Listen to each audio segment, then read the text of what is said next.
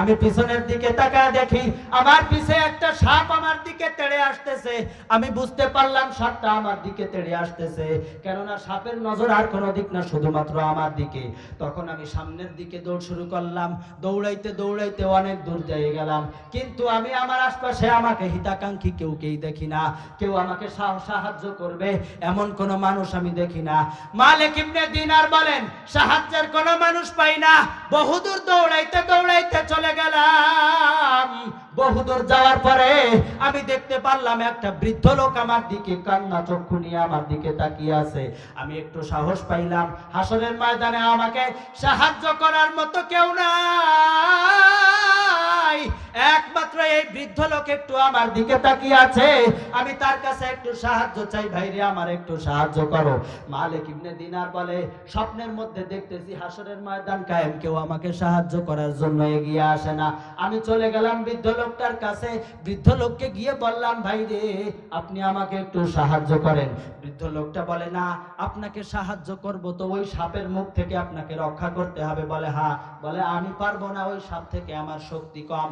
ওই সাপ থেকে বিন্দু পরিমাণ শক্তি যদি আমার বেশি হতো, অবশ্যই আমি আপনাকে বাঁচাইতে পারতাম ওই সাপের মুখ থেকে, কিন্তু আমার তো ওই পরিমাণ শক্তি নাই, তো আমি আপনাকে কেমনে বাঁচাবো? যেহেতু আমার শক্তি নাই, তো সাপের সামনে আমি পরাজিত হয়ে যাব। বৃদ্ধ লোক থেকে এবার দেখে সাপ চলে আসতেছে। মালিক ইবনে দিনার আবার সামনের দিকে দৌড় শুরু করেছে। দৌড়াইতে দৌড়াইতে বহুদূর, সাপ আর পিছু ছাড়ে না। মালিক ইবনে দিনার দৌড়াইতেছে, দৌড়াইতে দৌড়াইতে অনেক দূর চলে গেছে। দেখে যে সাপ আসতেছে। বৃদ্ধ লোককে বলে, ভাই রে কি করব এইবার? বলে, একটা পাহাড়ের টিলা দেখা যায়, ওই পাহাড়ের টিলায় তুমি অবস্থান করো, পাহাড়ের টিলায় উঠে যাও। মালিক ইবনে দিনার হাঁটতে হাঁটতে পাহাড়ের টিলায় উঠে গেল। এবার ওই সাপটা মালিক ইবনে দিনারকে পাহাড়ের দিকে ধাওয়া করতে লাগলো। মালিক ইবনে দিনার সামনে আগা যায়, দেখে জাহান্নামের গর্ত। মালিক ইবনে দিনার চিন্তা করছেন, এবার হয়তো আমার জাহান্নাম থেকে আর বাঁচা হলো না। ইতিমধ্যে গায়েব থেকে আওয়াজ। মালিক ইবনে দিনারকে বলা হয়, মালিক রে, তোমার জন্য জাহান্নাম বরাদ্দ করা হয় নাই। ও মালিক ইবনে দিনার, সামনের দিকে আগায়া যাও, সফলতা তোমার জন্য আছে, জাহান্নাম তোমার জন্য না। মালিক ইবনে দিনার আগাবে কই, সামনে আগাইলেই দেখে জাহান্নামের গর্ত। আলহামদুলিল্লাহ, আল ফুরকান কওমি মডেল মাদ্রাসার তৃতীয় বার্ষিক ওয়াজ মাহফিলের সম্মানিত সভাপতি সাহেব, প্রধান অতিথি আল্লামা খুরশিদ আলম কাসেমি হাফিজাহুল্লাহ, প্রধান বক্তা আল্লামা মিরাজুল হক মাঝহারি হাফিজাহুল্লাহ, প্রধান আকর্ষণ আল্লামা নাসির আহমদ সাহেব, এছাড়াও অন্যান্য দাওয়াতি উলামা ইকরাম ও আমার সামনে উপস্থিত প্রাণ প্রিয় গোপালগঞ্জবাসী, আল্লাহ পাক রব্বুল আলামিনের দরবারে অসংখ্য শুকরিয়া যে আল্লাহ তাআলা অত্যন্ত মায়া করে দয়া করে আমাকে আপনাকে এই দিনই মজলিসে আসার বসার, দিনই কিছু নসিহত শোনার দিনে দিনেই তৌফিক দান করেছেন। মাহফিলের আয়োজন হয়েছে সকাল 10টা থেকে ঈশা পর্যন্ত। শুরু লগ্নেই আমি আপনাদের সামনে বসেছি কিছু কথা বলার জন্য। আল্লাহ পাক রব্বুল আলামিন বান্দাদেরকে উদ্দেশ্য করে কোরআনুল কারীমের মধ্যে একাধিক জায়গায় আল্লাহ তাআলা বিভিন্ন জায়গায় বিভিন্নভাবে নসিহত করেছেন। তো এই এত নসিহতের মধ্যে আল্লাহ তাআলার একটা কথা, আল্লাহ তাআলা বলেন, তোমাদের মধ্যে কেউ কি জান্নাতুল ফেরদাউসে যাইতে চাও? তো জান্নাতুল ফেরদাউসে যদি যাইতে চাও তো তোমাদের 2টা গুণ অর্জন করা লাগবে। দুনিয়ার অবস্থা তো এমন, প্রত্যেকটা মানুষ জান্নাতে যাইতে চায়। কেউ যদি নেক আমল করে, 5 ওয়াক্ত নামাজ পড়ে, হজ জাকাত করে, বেশি বেশি নেক আমল তার আমলে থাকে, প্রতিদিনের রুটিনে সে 24 ঘন্টার 20 ঘন্টার মধ্যেই ইবাদতের মধ্যে কাটায়, এমন যদি কেউ কাটায়, তো সে ব্যক্তিকে যদি জিজ্ঞাসা করা হয় আপনি কোথায় যেতে চান, সে বলে জান্নাতে যেতে চাই। পক্ষান্তরে কোন এমন ব্যক্তিকে যদি জিজ্ঞাসা করা হয় যে নামাজ পড়ে না, রোজা রাখে না, হজ যাকাত করে না, তাকে যদি বলা হয় আপনি কই যেতে চান, তো তারও উত্তর হয় আমি জান্নাতে যেতে চাই। সকলেই জান্নাতে যেতে চায়, জাহান্নামে কেউই যাইতে চায় না। প্রত্যেকটা মানুষ চায় আমি যেন জান্নাতে যাই। আল্লাহ পাক বান্দাদেরকে জান্নাতে দিতে চান। আল্লাহ পাকও চান না যে বান্দারা জাহান্নামে যাক। এজন্য প্রত্যেকটা বান্দা বানাইছেন আল্লাহ তাআলা, সাথে একটা জান্নাত বানাইছেন। এবং কুরআনুল কারীমে কোন জায়গায় আল্লাহ বলেন নাই তোমরা জাহান্নামে যাওয়ার জন্য এই আমলগুলা করবা। আল্লাহ বলেন তোমরা গুনাহ করো না, গুনাহের দ্বারা মানুষ জাহান্নামে যায়। আর তোমাদের আমলগুলা যেন এমন হয় যে আমল তোমাদেরকে জান্নাতের দিকে নিয়ে যায়। আল্লাহ বান্দাকে বলে জান্নাতে যাওয়ার জন্য প্রস্তুতি নাও, জান্নাতের আমল গ্রহণ করো।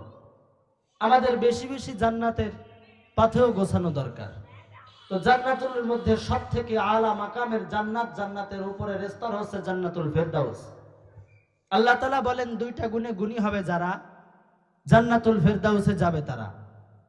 আল্লাহ বলেন ইন্নাল্লাযীনা আমানু, যারা ঈমান আনে, ওয়া আমিলুস সালিহাত, এবং সৎ আমল করে, কানাত লাহুম জান্নাতুল ফিরদাউসি নুজুলা।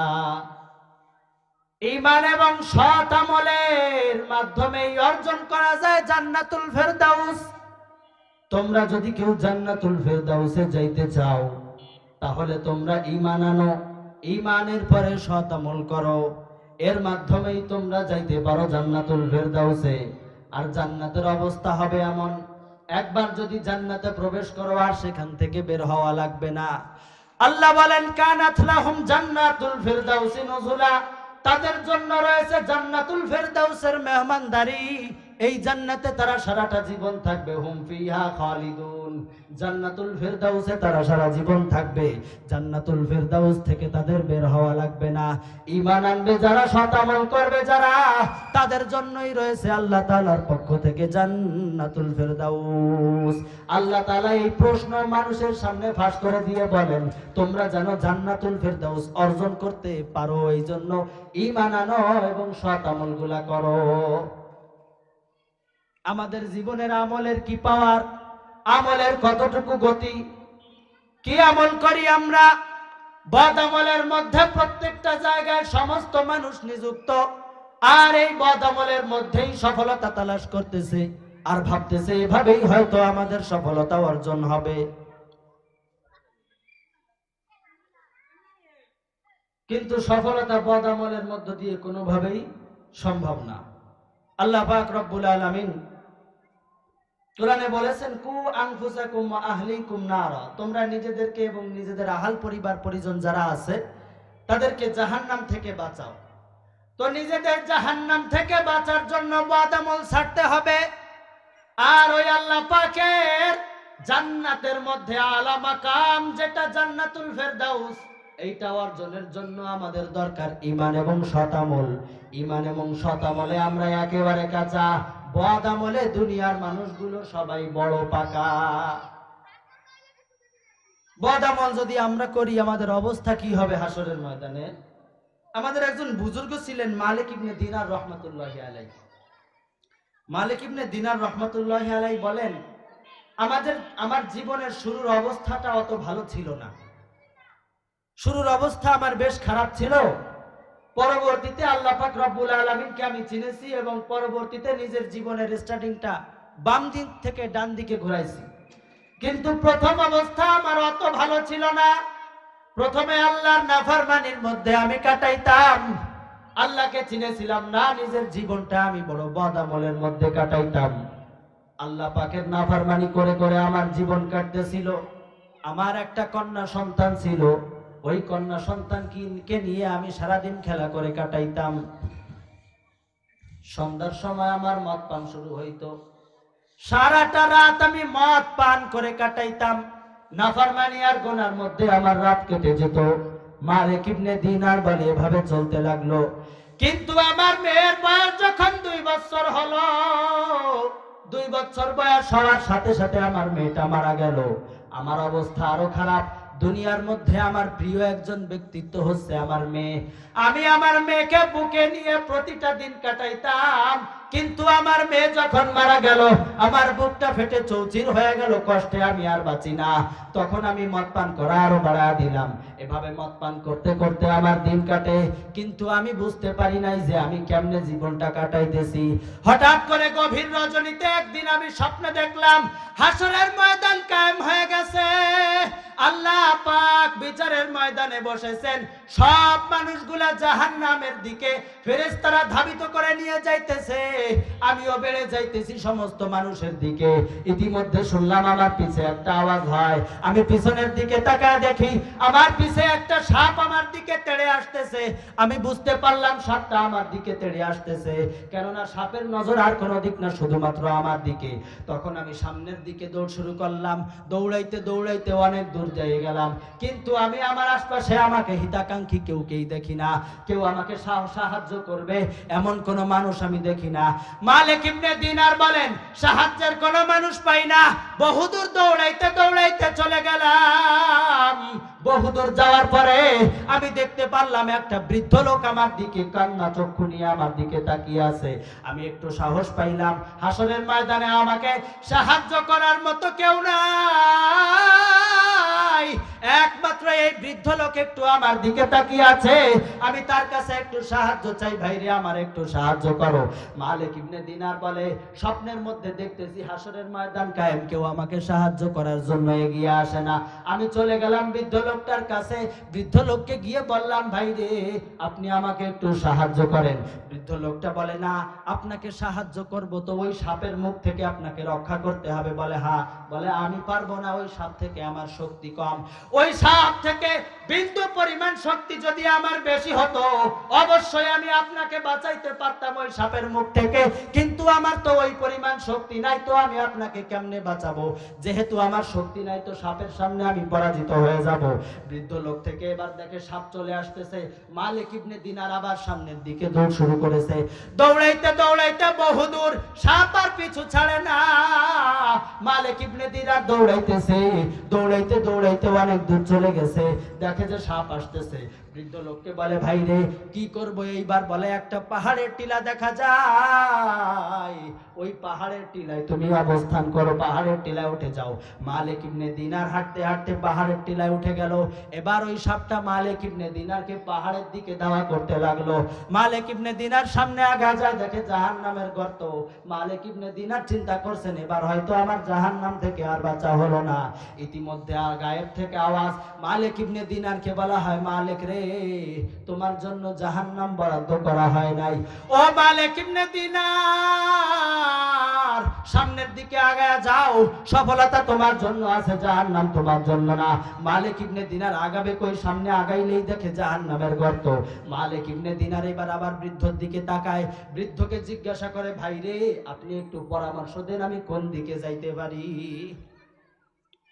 বৃদ্ধ বলে, বলার মতো আপনাকে কিছুই নাই, আর আপনাকে বাঁচানোর মতো আমার ক্ষমতাও নাই, তবে এতটুকু বলি, আপনি ওই যে একটা দূরে পাহাড় দেখা যায়, গোল আকৃতির পাহাড়, ওই পাহাড়ের কাছে যান, আপনার যদি কোনো সাথী সঙ্গী সেখানে থেকে থাকে সে হয়তো আপনাকে সেখান থেকে রক্ষা করতে পারে। মালিক ইবনে দিনার এবার হাঁটা শুরু করলো সামনের দিকে, হাঁটতে হাঁটতে মালিক ইবনে দিনার বেশ সামনে চলে গেলেন। সামনে গিয়ে এবার মালিক ইবনে দিনার দেখতেছেন একটা পাহাড়, পাহাড়ের চতুর্পাশ দিয়ে স্বর্ণের দরজা, আর পুরো পাহাড়টা রেশমের কাপড় দিয়ে ঘেরা। মালিক ইবনে দিনার এবার পাহাড়ের কাছে যাওয়ার সাথে সাথে পাহাড়ের থেকে ওই দরজা খুলে দেওয়া হলো। হাজার হাজার ছোট্ট ছোট্ট 2, 3, 4, 5, 10 বছরের শিশুরা ওখানে এসে ভিড় করতে লাগলো। মালিক ইবনে দিনারকে দেখতেছে, সাপ তো পিছনে তাড়া করতেছে, সাপ আসতেছে চলে। মালিক ইবনে দিনার কি করবে? ইতিমধ্যে ওই বাচ্চাদের মধ্যে থেকে একজন চিৎকার দিল, এই পাহাড়বাসী, তোমাদের মধ্যে কি এই লোকটাকে কেউ চেনো না? পরিচিত কেউ আছে নাকি? যদি তোমাদের পরিচিত কেউ থেকে থাকে, এই লোকটাকে যদি তোমরা চিনে থাকো তাহলে উঠায় নাও, ওর পিছনে তো সাপটা আসতেছে, ওকে একটু বাঁচাও। মালিক ইবনে দিনারের ওই ছোট্ট মেয়েটা যে 2 বছর আগে 2 বছর বয়সে মারা গিয়েছিল, ছোট্ট মেয়েটা এবার বলে, ও বাবা চিনতে পেরেছো কি আমাকে? আমি তোমার সেই মেয়ে, তোমার 2 বছরের সন্তান। আসো তুমি আমার হাত ধরো। মালিক ইবনে দিনারের দিকে বাম হাতটা বাড়ায় দিল, বাম হাত ধরে মালিক ইবনে দিনারকে উঠায় নিল টিলার মধ্যে। মালিক ইবনে দিনার উঠে গেল ওই পাহাড়ের মধ্যে। এবার সাপটাকে ওই মেয়েটা বাম ডান হাত দিয়ে ইশারা করলো, সাপটা চলে গেল। মালিক ইবনে দিনার এইবার জিজ্ঞাসা করে, মা তুমি এইখানে আসো, তোমার কারণে আজ বেঁচে গেলাম। ও মা বলো তো ওই সাপটা আমাকে কেন ধাওয়া করতেছিল? মালিক ইবনে দিনার বলে, বাবা রে, দুনিয়ার মধ্যে যে গুনার কাজগুলা করতেন, খারাপ কাজ করে করে দুনিয়ার মজা লুটতেছিলেন বাবা, ওই সাপটা হচ্ছে আপনার সেই শক্তিশালী সাপ, যেই সাপটাকে আপনি গুনাহ করে করে শক্তিশালী করে তুলেছেন। আচ্ছা বাবা বুঝলাম, ওই সাপটা সেই শক্তিশালী সাপ, আমার গুনাহ। আর ওই বৃদ্ধ লোকটাকে, তাকে তো চিনলাম না, কেউ তো আমার দিকে সাহায্যের হাত বাড়ায় না, কিন্তু ওই বৃদ্ধ লোকটাকে, তাকে তো আমার একটু চিনতে মনে চায়। বলে, বাবা রে, ওই বৃদ্ধ লোকটা হচ্ছে আপনার নেক আমল। দুনিয়াতে যে টুটা ফাটা দুইটা একটা নেক আমল মাঝে মাঝে করতেন, ওই বৃদ্ধ লোকটা হচ্ছে আপনার নেক আমল। ওই সামান্য নেক আমল আপনাকে বিন্দু পরিমাণ আপনার ফায়দা দিতে পারে নাই। আপনার গুনাহের সাপটা অনেক শক্তিশালী, আর নেক আমলের বৃদ্ধটা একেবারেই কমজোর। ওই বৃদ্ধর যদি আপনি শক্তিশালী বানাইতেন, ওই বৃদ্ধ ওই সাপ থেকে অবশ্যই আপনাকে হেফাজত করতে পারত। আপনার নেক আমলের বৃদ্ধ যেহেতু দুর্বল, বদ আমলের সাপ যেহেতু সবল, সেহেতু আপনাকে বাঁচানোর মতো কেউ নাই। নেক আমল ছাড়া কোনো উপায় নাই। কবরের মধ্য থেকেই নেক আমল প্রয়োজন। আমি যদি দুনিয়া থেকে নেক আমল করে যেতে পারি, এটা আমার কবরের সঙ্গী হবে, আমার হাসরের সঙ্গী হবে, কুল সিরাতের সঙ্গী হবে। আল্লাহ বলেন, জান্নাতে যদি যেতে চাও তাহলে ঈমান আনার পরে তোমরা নেক আমল করো। শর্ত আগে ঈমান আনতে হবে। আমাদের ঈমান আছে তো সকলের? ঈমান যদি না থাকে তাহলে হাজারো নেক আমলের কোনো দাম নেই। আমি যদি ঈমান আনতে পারি, আমার আমলের ব্যাগের মধ্যে নেক আমলগুলো দাঁড়াবে। আর আমার ঈমানই নাই, কোনো নেক আমলে কাজ হবে না। এজন্য ঈমানকে ঠিক করতে হবে, বেশি বেশি নেক আমল করতে হবে, বদ আমল নিজেদের জীবন থেকে কমাতে হবে। আমি যে গুনার কাজগুলা করতেছি, এই গুনার কাজগুলা আমার কত বড় শত্রু। আল্লাহ পাক রব্বুল আলামিনের দরবারে আমার এই গুনার কাজগুলা আমার হাত সাক্ষী দেবে, পা সাক্ষী দেবে, আমি এই গুনার থেকে কোনোভাবেই বাঁচতে পারবো না। দুনিয়াতে মানুষ গুনাহ করে তো অনেক মজার সাথে, কিন্তু গুনাহকে কেউই পছন্দ করে না। দুনিয়াতে যেমন গুনাহকে অপছন্দ করে, হাসরের ময়দানেও গুনাহগুলাকে মানুষ অপছন্দ করবে। আল্লাহ তাআলা যখন বান্দাকে বলবে, তুমি কি এই গুনাহ করো নাই? বান্দা তখন বলবে, না আল্লাহ, আমি তো এই গুনাহটা করি নাই। বাঁচার জন্য বলবে। দুনিয়ার থেকেও মানুষ গুনাহ করে মজার সাথে, কিন্তু নিজে নিজে ভাবে গুনাহটা করা ঠিক হয় নাই। হাসরের ময়দানেও নিজের এই গুনার অবস্থাটাকে সে ঘৃণা করবে। সে বলবে, হায় হায়, গুনাহ কেন করলাম? আল্লাহ তাআলা যখন বলবে গুনাহ করো নাই, বান্দা তখন অস্বীকার করবে। কিন্তু অস্বীকার করে হবে কি? পার পাওয়ার কোনো উপায় নাই। আমার গুনার তো একাধিক সাক্ষী দাঁড়ায় যাবে হাসরের ময়দানে। আল্লাহ তাআলা যখন বলবেন, তুমি এই গুনাহ করেছো, বান্দা তখন বলবে, না আল্লাহ, এই গুনাহ আমি করি নাই, এই গুনাহ আমার দ্বারা হতেই পারে না আল্লাহ, গুনাহ তো আমি করি নাই। হায় রে, হাসরের ময়দানে তো আমার পাশে কেউ থাকবে না। আল্লাহ কয়, জান্নাতুল ফেরদাউস যদি পাইতে চাও, ঈমান আনো, নেক আমল করো। আমি ঈমান এনেছি, নেক আমলের ধার ধারি না। আমার দ্বারা শুধু বদ আমল সংগঠিত হইতেছে। প্রত্যেকটা বদ আমলের সাথে সাথে 8টা সাক্ষী দাঁড়ায় যাবে। কোরআনের মধ্যে আল্লাহ তাআলা বলেন, ইয়াউমা ইযিন তুহাদ্দিসু আখবারাহা বিআন্না রাব্বাকা আওহালাহা। আমি যেই জমিনের উপর দাঁড়ায় গুনাহ করেছি, এই জমিন আল্লাহর কাছে সাক্ষী দিবে। আমি তো অস্বীকার করব, আল্লাহ আমি কোনো গুনার কাজ করি নাই, আমার জমিন সাক্ষী দেবে না। আল্লাহ, ওই বান্দা অস্বীকার করলে হবে কি? আমি সাক্ষী দিতেছি, আমি জমিনের ওপর দাঁড়ায়া তোমার এই বান্দা গুনার কাজ করেছে, তুমি তোমার এই বান্দাকে ধরো। ও আল্লাহ, ও স্বীকার করে না গুনার কাজ করেছি, কিন্তু ও গুনার কাজ অবশ্যই করেছে। আমি গুনার থেকে কোনোভাবেই বেঁচে ফিরতে পারবো না। এরপরে মানুষ অস্বীকার করবে, সাক্ষী তো কেবলমাত্র একটা গেল, এরপরে দাঁড়ায় যাবে আরো কয়েকটা সাক্ষী। আমার সাক্ষীর কোনো অভাব নাই। হাসরের ময়দানে শুধু সাক্ষী আসতে থাকবে। ইয়াউমা ইযিন তুহাদ্দিসু আখবারাহা বিআন্না রাব্বাকা আওহালাহা। জমিন আমার সাক্ষী দেবে। এরপরে সাক্ষী হবে আমার হাত। হাতে বলবে, আল্লাহ তোমার বান্দা তো স্বীকার করে না গুনার কথা, কিন্তু তোমার বান্দা গুনাহ অবশ্যই করেছে আল্লাহ। তোমার বান্দা গুনাহ ছাড়া জীবনে কোনোদিন থাকে নাই। ও আল্লাহ, কাউকে দরকার নাই। আমি হাত দ্বারা গুনাহ করেছে, আমি হাত তোমার কাছে সাক্ষী দিতেছি এই বান্দা গুনাহ করেছে। ও আমার এলাকাবাসী যারা এদিকে সেদিকে ঘোরাফেরা করতেছেন, এলাকার মধ্যে ঘোরাফেরা না করে এই জান্নাতের বাগানে এসে বসে যান। আমার আপনার বিরুদ্ধে কয়েকটা অঙ্গ সাক্ষী দেবে, আমার এই আদরের হাত আল্লাহর কাছে সাক্ষী দিবে। ও আল্লাহ, তোমার বান্দা স্বীকার না করলে হবে কি? আমি বলতেছি আল্লাহ, আমার এই হাত দ্বারা সে গুনাহ করেছে। এরপরে সাক্ষী দিবে আমার পা, আল্লাহকে বলতে থাকবে আল্লাহ, তোমার বান্দা তো স্বীকার করে না, এই পা দ্বারাও গুনাহ করেছে, হাত দ্বারা গুনাহ করেছি, আমার হাত সাক্ষী দিবে। পা দ্বারা গুনাহ করেছি, আমার পাও সাক্ষী দিবে। হাসরের ময়দানে তো আমার বাঁচার কোনো উপায় নাই। জমিন সাক্ষী দিবে, হাতে সাক্ষী দিবে, পায়ে সাক্ষী দিবে, এরপরে আরো সাক্ষী দাঁড়ায় যাবে। আমার কানে আল্লাহর কাছে সাক্ষী দিবে। আল্লাহ রে, এই কান দিয়া ওই এই গানগুলো শুনেছে, এই কান দিয়ে এই সমস্ত খারাপ জিনিস শুনেছে। আল্লাহ, ওকে তুমি ধরো, আমি সাক্ষী দিতেছি। ও স্বীকার না করলে হবে কি? ও গুনাহ করেছে, আমার কানে আল্লাহর কাছে সাক্ষী দিবে। এরপরে চোখেও সাক্ষী দিবে, আল্লাহ তুমি তো বলতেছো, কিন্তু বান্দা তো অস্বীকার করে। কিন্তু এই বান্দা আমার এই চোখ দ্বারা বেগানা মহিলাদের দিকে তাকিয়েছে। আল্লাহর কাছে বলে দেবে সেই দিন, আমার বাঁচার কোনো উপায় নাই, আল্লাহর কাছে আমি ধরা খেয়েই যাব। আমি তো অস্বীকার করতে থাকবো আমি গুনাহ করি নাই, কিন্তু আমার গুনাহের তো কোনো অভাব নাই, আবার সাক্ষীরও কোনো অভাব নাই। একে একে সাক্ষী দিতে থাকবে। আমি যেই জমিনের ওপর দাঁড়িয়ে গুনাহ করেছি, এই জমিনও আল্লাহর কাছে সাক্ষী দিবে। আমি যেই হাত দ্বারা গুনাহ করেছি, সুদের টাকা হাতে ধরি না, টেবিলের নিচ দিয়ে নেই, সেই দিন তো হাতে কইবে আল্লাহ, সামনাসামনি গুনাহ না করলে হবে কি? আমি হাত জানি ও গুনাহ করেছে। আমার বন্ধুরা, একটু চিন্তা করে দেখেন, এই গুনাহগুলাকে কি আমি আপনি ঢাকতে পারবো?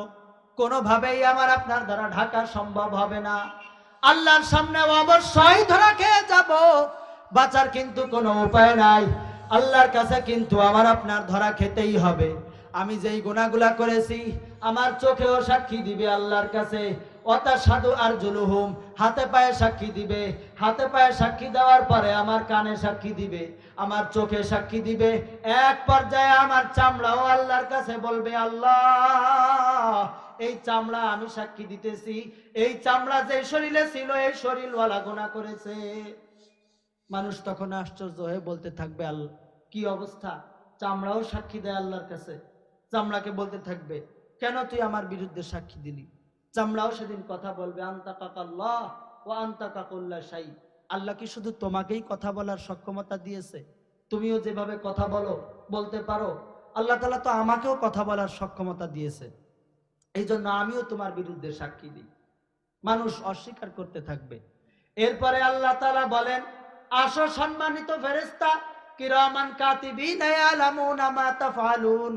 সম্মানিত যেই দুই ফেরেশতা আছে আমার কাছে, আমার কাঁধে দুই ফেরেশতা আমার সাথে লেগে আছে, আমার মওত পর্যন্ত এরা আমার সাথেই থাকবে। এই দুই ফেরেশতা আল্লাহকে বলতে থাকবে, আল্লাহ হাতে সাক্ষী দিল, পায়ে সাক্ষী দিল, চোখে কানে সাক্ষী দিল, চামড়ায় সাক্ষী দিল, এরপরেও বান্দা অস্বীকার করে। ও আল্লাহ, আমার একটা সাক্ষী নাও। কিরামান কাতিবিন ইয়ালামুনা মা তাফআলুন। মানুষ তোমরা যাই করো, আল্লাহ তাআলার নাফরমানি করো আর যাই করো, ওই দুই সম্মানিত ফেরেশতারা কিন্তু জানে। সমস্ত ফেরেশতারা বলতে থাকবে, এই মানুষ গুনাহ করেছে, আমরা বলবো না। কিরামান কাতিবিন বলবে, আমরাও সাথে ছিলাম। ওই বান্দা গুনাহ করেছে, ওর কোনো ছাড় নাই, ওকে ধরো, ওকে ধরো, ওকে ধরো, ওর কোনো ছাড় নাই।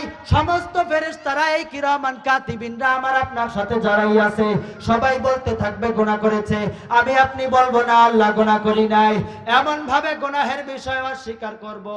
এরপরে সাক্ষীর তো আর অভাব নাই।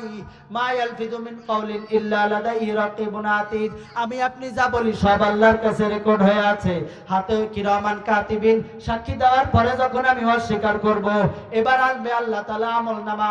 ইকরা কিতাবাকা কাফা বিনাফসিকাল ইয়াওমা আলাইকা হাসিবা, তোর যে আমলনামা আছে এই আমলনামা পড়ে দেখ, তুই যে গুনাহ করেছিস সব আমলনামার মধ্যে আছে। মানুষ সেই দিন চিৎকার করে বলতে থাকবে, আরে এ কি অবস্থা, লা ইউগাদিরু সাগীরাতান ওয়ালা কাবীরাতান ইল্লা আহসাহা, আমি ছোট থেকে ছোট যেই গুনাহগুলো করেছি, বড় থেকে বড় যেই গুনাহগুলো করেছি, কোনো গুনাহই তো আমার ছাড় নাই, সমস্ত গুনাহই তো এই আমলনামার মধ্যে আছে। আল্লাহ তাআলা যেই দিন বাম হাতে আমার আমলনামা আসবে, আল্লাহ বলে ফেরেশতারা রে, ওর বাম হাতে সোজা ভাবে আমলনামা দিও না, ওর বুকের মধ্য দিয়ে একটা ছিদ্র করো, বুকের মধ্য দিয়ে ছিদ্র করে পিঠের মধ্য থেকে ওই হাতটা টেনে বের করো। ও ফেরেশতারা, দুনিয়াতে আমি কতকে ডেকেছি, ও সারিউ ইলা মাগফিরাতিম মির রাব্বিকুম, তোর রবের ক্ষমার দিকে আয়, সেই দিনও ক্ষমার দিকে দৌড়াই নাই। তুবু ইলাল্লাহি তাওবাতান নাসুহা, আল্লাহর কাছে খাঁটি তওবা করো, সেই দিনও তওবার কিছু পিছনে আসে নাই। আমি ওকে বলেছি আলা মিন মুস্তাগফিরিন ফাগফিরালা, আলা মিন মুস্তারজিকিন ফারজুকালা, ওরে আসো কি কোনো ক্ষমা চাওয়ালা বান্দা, আসো আমার কাছে ক্ষমা চাও, আমি তোমাকে maaf করে দেব। কোন একটা বান্দা আসে না আমার কাছে ক্ষমা চাইতে, কোন একটা বান্দা আসে না আমার কাছে রিজিক চাইতে, আমি কেমনে ওরে maaf করব? ও ফেরেশতারা, ওর বুকের মধ্য দিয়ে একটা ছিদ্র কর, বুকের মধ্য দিয়ে ছিদ্র করে হাতটা ভরে দে, পিঠের মধ্য দিয়ে ওর হাতটা টেনে বের কর, এরপরে ওর আমলনামা দে, আমলনামা হাতের মধ্যে দিয়ে বলবে পড়। ফেরেশতারা আল্লাহর কাছে বলতে থাকবে, আল্লাহ তোমার বান্দা কেমনে আমলনামা পড়বে? আল্লাহ রে, তোমার বান্দার তো মাথার সামনে হাত পিছনে, আমলনামা পড়ার তো কোনো সুযোগ নাই। আল্লাহ তাআলা সেই দিন বলতে থাকবে, ফেরেশতা ও আমলনামা পড়তে পারবে না, হাত চলে গেছে পিছনে, ঘাট সামনে, ওর ঘাটটা ধরে পিছন দিকে মোড় দিয়ে ফিরায়া দাও, ও পিছন থেকে আমলনামা পড়ুক। হাসরের ময়দানের অবস্থা হবে এমন ভয়াবহ অবস্থা। কি কারণে? কয় বদ আমল। আল্লাহ কয় জান্নাতুল ফেরদাউসে যাইতে চাও, নেক আমল করো, ঈমান আনো, নেক আমল করো। ঈমান আনা, নেক আমল করা তো আমাদের কাছ থেকে কোনোভাবেই হচ্ছে না, আমি নেক আমল কোনোভাবেই করতে পারতেছি না। এবার নেক আমল করার পদ্ধতি কি? আমি যদি কোনো একটা বদ আমল করি, প্রত্যেকটা বদ আমল আমার বিরুদ্ধে আল্লাহর কাছে সাক্ষী দেবে, এরপরে সাক্ষী দাঁড়ায় যাবে 8টা, 8 সাক্ষীর মোকাবেলা করার সক্ষমতা আমার নাই। শেষ পর্যায়ে আল্লাহ তাআলা ফেরেশতাদেরকে আদেশ দিবেন, খুযুহু ফাগুল্লু সুম্মাল জাহিমা সাল্লু, আরে ধরে নিয়ে যায় এই বান্দাগুলাকে, এদেরকে শিকল বেড়ি পরা, জাহান্নামের দিকে টান দে, জান্নাতে যাওয়ার কোনো অধিকার এদের নাই। আমি কত ডেকেছিলাম এদেরকে, কোনোভাবেই এরা লাইনে আসে নাই। ক্ষমার দিকে ডেকেছি, তওবার দিকে ডেকেছি, আমার কাছে আসতে বলেছি, কোনোভাবেই এরা আমার কাছে আসে নাই। এদেরকে জাহান্নামের দিকে ফেলা। কি কারণ? বদ আমল। আল্লাহ কয় বদ আমল দিয়া সফলতা আসে না, সফলতা যদি অর্জন করতে চাও ঈমান আনো, নেক আমল করো, এর মধ্যেই তোমার সফলতা রয়েছে। আমি যদি ঈমান আনি, নেক আমল করি, আল্লাহর ওয়াদা, আল্লাহ তাআলা আমাকে জান্নাতুল ফেরদাউস দেবেন। ঈমান তো আমরা সকলেই এনেছি, এবার দরকার নেক আমল। নেক আমল আমি আপনি কেমনে করব? বলে মানুষের থেকে গোনা ছোটানোর মাধ্যম হচ্ছে তাকওয়া অর্জন করা। ইত্তাকুল্লাহ, আল্লাহকে ভয় করো। আল্লাহর ভয় যদি কোনো মানুষের মধ্যে এসে যায়, তাহলে ওই মানুষটা পারে সমস্ত গুনাহের কাজ ছেড়ে দিতে, ওই মানুষটাই পারে নেকের রাস্তার দিকে ধাবিত হতে। এজন্য আমাদের বেশি বেশি নেক আমল করা দরকার এবং আল্লাহর ভয় ঢোকানো দরকার, যাতে আমাদের দ্বারা কোনো গুনার কাজ সাব্যস্ত না হয়, নেক আমলগুলো আমার দ্বারা ছুটে না যায়। আমার ভেতরে যদি আল্লাহর ভয় না ঢোকে, গুনাহ ছাড়া বড়ই কষ্ট। আর গুনাহ ছাড়ার জন্য অন্যতম একটা মাধ্যম হচ্ছে আল্লাহকে ভয় করা। তাকওয়ার সমাজ যদি হয়, আল্লাহকে ভয়ের সমাজ যদি হয়, একটা সমাজ যদি এমন বাস্তবায়ন হয় যে পুরা সমাজের মানুষ আল্লাহকে ভয় করে, তাহলে সেই সমাজে আল্লাহর রহমত, আল্লাহর বরকত নাজিল হইতে থাকে, প্রত্যেকটা মানুষ আল্লাহওয়ালা হয়ে যায়। এজন্য আমাদের উচিত আল্লাহর ভয় অর্জন করা, তাকওয়া অর্জন করা। তাকওয়া যদি কোনো মানুষ অর্জন করে, তার দ্বারা আল্লাহর নাফরমানি হইতে পারে না। আর এই হাসরের ময়দানে এই কঠিন অবস্থা আমার পড়তে হবে নাফরমানির কারণে। এজন্য তাকওয়া অর্জন করা দরকার। তাকওয়া যদি অর্জন হয়, কোনোভাবেই আমার দ্বারা গুনার কাজ হতে পারে না। যেমন হযরত ওমর রাদিয়াল্লাহু আনহুর জামানায় তিনি একবার রাস্তা দিয়ে হেঁটে হেঁটে যাচ্ছেন। হযরত ওমর রাস্তা দিয়ে যাওয়ার সময় মরুভূমি বেঁধে গেছে সামনে, বিরাট বিস্তৃত মরুভূমি। হযরত ওমর ওই মরুভূমি পাড়ি দিচ্ছেন। মরুভূমি পাড়ি দেওয়ার সময় হযরত ওমর দেখতেছেন এই মরুভূমি বিরাট লম্বা। হযরত ওমরের অবস্থাও বড় খারাপ, পিপাসায় হযরত ওমরের কলিজাটা ফেটে যাচ্ছে। হযরত ওমর এই অবস্থা আর সহ্য করতে পারতেছেন না। হযরত ওমর চিন্তা করলেন, আমি যদি একটু দুধ পান করতে পারি, একটু পানিও কিছু পান করতে পারি, তাহলে তো ভালো হয়। হযরত ওমর রাদিয়াল্লাহু আনহু ওইখানে দেখলেন একটা রাখাল কিছু বকরি চড়াইতেছে। হযরত ওমর রাদিয়াল্লাহু আনহু রাখালের কাছে গেলেন। রাখালের কাছে গিয়ে জিজ্ঞাসা করতেছে, ও রাখাল ভাই, আমি অনেক ক্লান্ত পরিশ্রান্ত, আমার খুব তৃষ্ণা পেয়েছে, তুমি কি দিবে আমাকে একটু পানি পান করতে? আমাকে দিবে কি একটু দুধ পান করতে? একটা বকরি দাও, আমি সেখান থেকে একটু দুধ দহন করে পান করি। রাখাল যখন এই কথা শুনলো, রাখাল এবার হযরত ওমরকে বলে, না না, তোমাকে দুধ পান করতে দেওয়ার মতো কোনো বকরি আমার নাই, কেননা এই বকরিগুলো আমার না, এই বকরির মালিক আমি না, এই বকরির মালিক আমি হচ্ছে এই বকরির রাখাল। বকরিগুলা মাঠে, বকরিগুলা মরুভূমিতে চড়াই, বকরিগুলা মরুভূমিতে চড়াইয়া আমি আমার রুজি রুটি অন্বেষণ করি, এই বকরিগুলা আমার না, তোমাকে একটা বকরি থেকে দুধ পান করতে দেব এই অবস্থা নাই। এবার হযরত ওমর চিন্তা করেন, তোমাকে একটু আমি পরীক্ষা করে দেখি। হযরত ওমর বলেন, তুমি যদি একটা বকরি আমাকে দাও, তোমাকে আমি কিছু পয়সা দেব। তুমি রাখাল মানুষ, গরিব মানুষ, এতে হবে কি জানো, তোমারও কিছু পয়সা হলো, আমারও দুধ পানের একটা রাস্তা বের হয়ে গেল। এই ব্যক্তি এবার বলতে থাকে, না না, তোমাকে কেমনে আমি দুধ পান করতে দেব, আমার মালিক দেখলে তো রাগ করবেন। বলে, তোমার মালিক দেখবে না?